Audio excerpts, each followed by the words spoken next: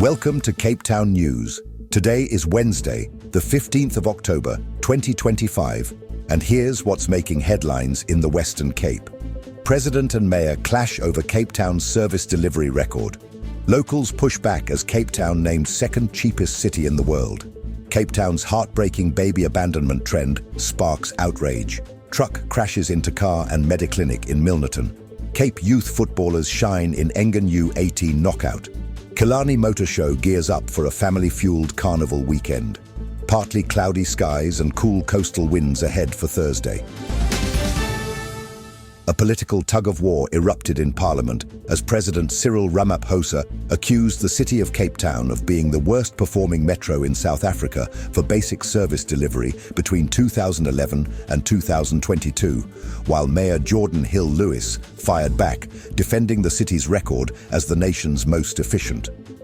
Addressing the National Council of Provinces, Ramaphosa said that despite Cape Town's strong financial governance, it has not demonstrated significant progress in reducing inequality, citing census data showing slower growth in access to piped water, flush toilets, refuse removal, and electricity compared to other metros.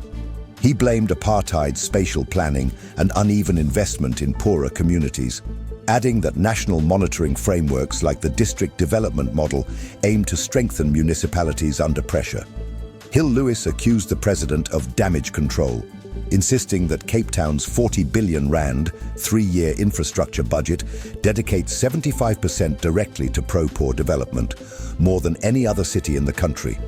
Statistics South Africa confirms that 93.4% of Cape Townian households have flush toilets, 85.4% have piped water, and almost all have access to electricity, while the city spent 99% of its informal settlement grant on upgrades. Analysts say this clash underscores a growing rift between national and local governance as the country heads into election season, exposing deep questions about equity, credibility, and whether politics or performance truly drive public service delivery in South Africa's best-run city.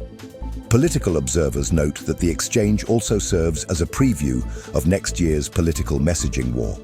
With the DA defending Cape Town as a model of progress, and the ANC pushing to reclaim ground on service equity, both parties are using the mother city as a stage to shape the national debate on accountability, inequality, and the future of municipal reform in South Africa.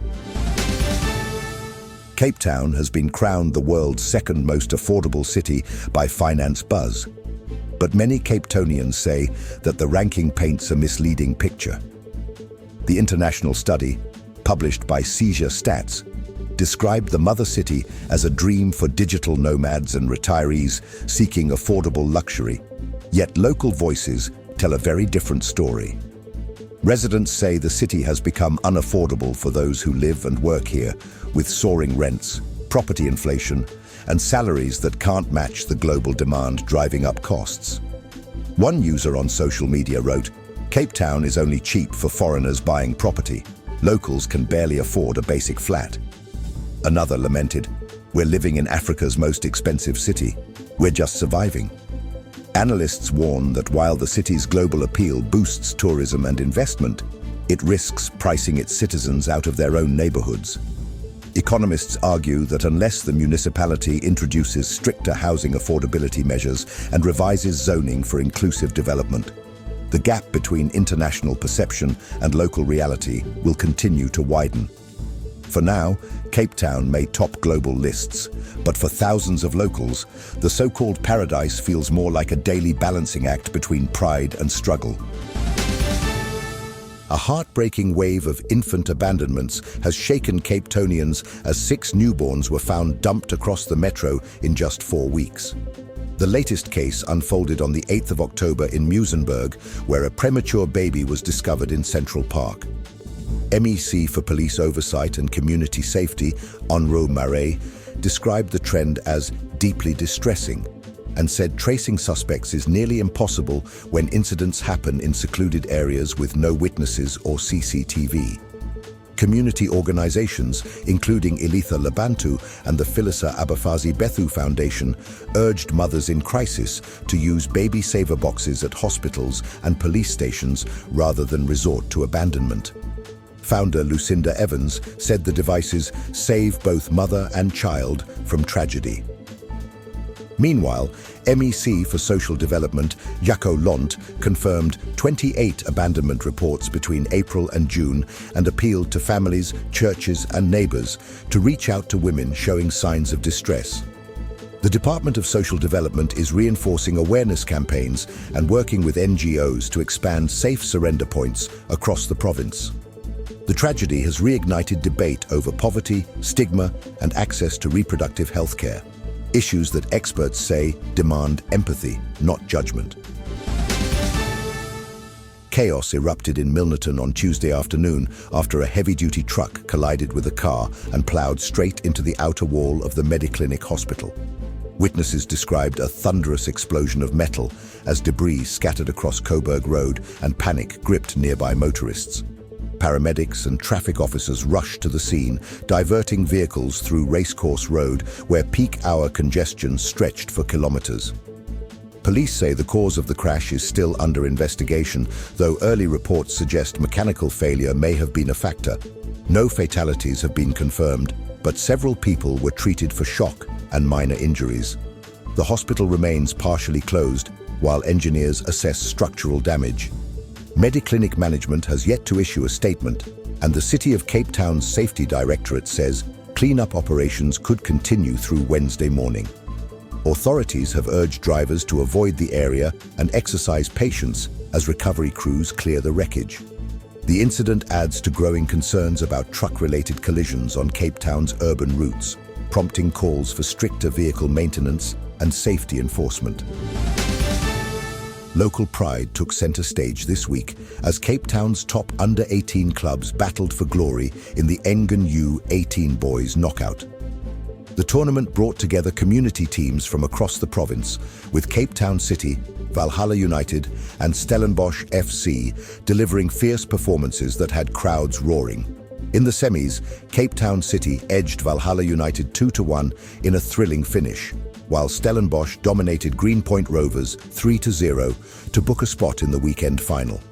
Organisers say this youth platform nurtures future stars and unites communities through sport, with scouts from several academies and professional teams in attendance. Western Province Football Association President Mandla Nkomo said, "These tournaments are the heartbeat of local development. We're building tomorrow's champions." The final kicks off at Athlone Stadium this Sunday, and entry is free for supporters. For many of these players, this is more than a match. It's a dream in motion. Engines will roar, tires will smoke, and adrenaline will surge as Killarney International Raceway transforms into Cape Town's biggest motoring carnival on Sunday, the 2nd of November. Now in its 8th year, the Killarney Motor Show, powered by the City of Cape Town and Smile 90.4 FM, promises something for everyone, from car enthusiasts to thrill-seeking families. Expect over 1,200 vehicles on display, from sleek Porsches and Jaguars to roaring muscle cars and modified street machines. Visitors can catch high-octane stunt shows, BMX and skateboarding events, tug-of-war tractor battles, and snake exhibitions. Kids can enjoy rides, obstacle courses, and games in a dedicated fun zone. Food lovers will find 58 food trucks serving everything from Thai noodles to boerewors rolls. Gates open at 10 a.m. with tickets priced at 130 Rand for adults and 60 Rand for kids under 16. It's more than a car show. It's a celebration of community, culture, and Cape Town's enduring love for motion. Here is your money, commodities, and crypto updates. Starting with major currencies. The US dollar is trading at 17 Rand and 33 cents. The British pound stands at 23 Rand and 14 cents, and the euro will cost you 20 Rand and 15 cents. Moving to the commodities market, gold is priced at 2,324 Rand and 48 cents per gram. Silver is trading at 28 Rand and 80 cents per gram. Platinum is valued at 918 Rand and 32 cents per gram, and Brent crude oil is trading at $62.20 per barrel. In the cryptocurrency market, Bitcoin is valued at 1,961,024 Rand, while Ethereum is trading at 71,600 Rand. Ripple XRP is priced at 43 Rand and 66 cents. And finally, Solana is trading at 3,537 Rand. Keep in mind that these numbers are based on the latest data, but may still change as markets fluctuate in the course of the day. Tomorrow, the 16th of October, brings a calm and comfortable day across the Western Cape. Cape Town will reach a high of 20 degrees, dipping to 12 overnight, while Paarl and Stellenbosch warm slightly to around 22 degrees. Expect gentle southwesterly winds, freshening in the afternoon to 30 kilometers per hour before easing towards sunset. Skies remain partly cloudy with brief spells of sunshine through midday. The ocean will carry a moderate 2 to 3 meter swell with an 8 to 9 second period, producing calm surf along the Atlantic seaboard and False Bay. High tide arrives at 12:30 in the afternoon, with low tide early at 6 o'clock in the morning and again around 7 in the evening. Sunrise is at 6:03, sunset just before 7 p.m., offering a golden close to a refreshing midweek day, perfect for a walk along Sea Point Promenade or a quiet glass of wine in Stellenbosch's evening breeze. With that, we conclude today's bulletin, and now you know what's happening in the mother city. Thank you for watching Cape Town News. Make sure to subscribe and hit the notification bell so you never miss a story. We appreciate your support. Let us know your thoughts in the comments below, and don't forget tomorrow's Cape Town News drops right here on YouTube at 12 noon. Meanwhile, stay safe, informed, and connected.